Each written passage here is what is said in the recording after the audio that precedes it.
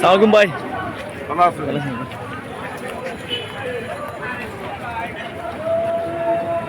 দেখতে পাচ্ছি যে 12টার দিকে জামাত শিবির যে রাজকতা সৃষ্টি করেছিল তাদেরকে সরাতে কিন্তু এই মুহূর্তে মাঠে নেমেছে ছাত্রলীগ যুবলীগের নেতৃবৃন্দ। তো আমরা দেখতে পাচ্ছি যখনই যুবলীগ ছাত্রলীগের নেতৃবৃন্দ মাঠে নামে তখন জামাত শিবির পালিয়ে যায়। আমরা দেখতে পাচ্ছি যে যুবলীগ নেতা জাহাঙ্গীর এবং কাউন্সিলর জাহাঙ্গীরের নেতৃত্বে এখন একদল ছাত্রলীগ তারা সিলেট বন্দর এলাকায় অবস্থান করছে এবং তারা সরকারের পক্ষে স্লোগান দিচ্ছে। তো আমরা দেখেছি যে সকাল 12টার দিক থেকে জামাত শিবির ব্যাপক নাশকতা তাণ্ডব চালায় বন্দর এলাকায়, আতঙ্ক ছড়ায়। কিন্তু ছাত্রলীগ আসার পরে, যুবলীগ আসার পরে এবং শেখ হাসিনার সৈনিকরা আসার পরে তারা কিন্তু শটকে পড়ে গিয়েছে। এই মুহূর্তে সিলেট বন্দর রয়েছে ছাত্রলীগ যুবলীগের দখলে এবং আমরা দেখতে পাচ্ছি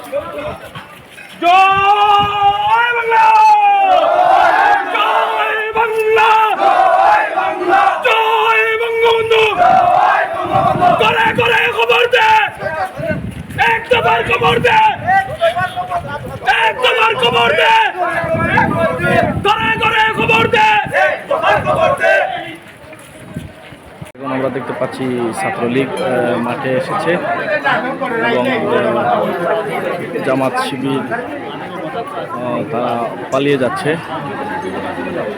দর্শক, এখন আমরা দেখতে পাচ্ছি ছাত্রলীগ মাঠে আসছে, জামাত শিবির বিএনপি আন্দোলনকারীরা পালিয়ে যাচ্ছে। সিলেট জেলা ছাত্রলীগের অনেক নেতাকর্মী তারা এখন মাঠে অবস্থান করছে এবং আন্দোলনকারীরা এখন পালিয়ে গেছে।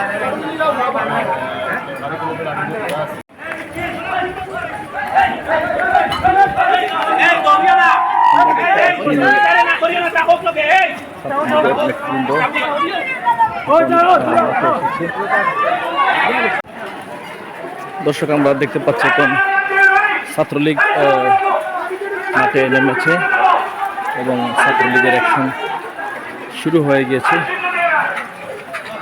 ছাত্রলীগে মাঠে আসার পর আন্দোলনকারীরা পালিয়ে চলে গেছে।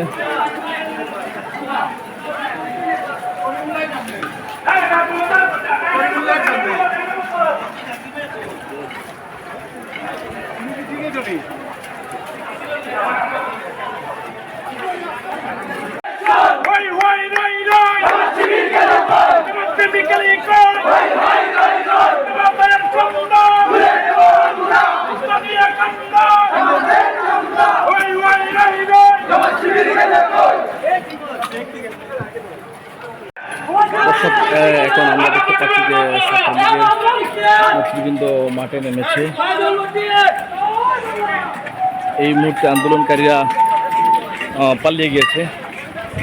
আমরা দেখতে পাচ্ছি ছাত্রলীগ,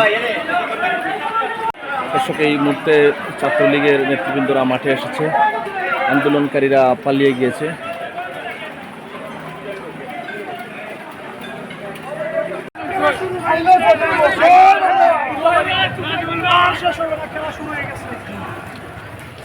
দর্শক, আমরা দেখতে পাচ্ছি যে জামাত শিবির দুপুর 12টার দিকে কিন্তু তারা বন্দর এলাকায় নাশকতা, অগ্নিসংযোগ এবং করে, এই জন্য পুলিশের সাথে তাদের দাওয়া পাল্টা দেওয়ার ঘটনা ঘটে।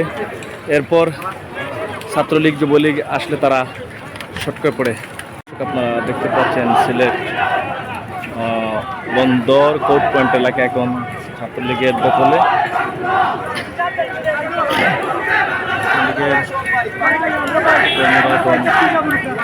মাঠে নেমেছে।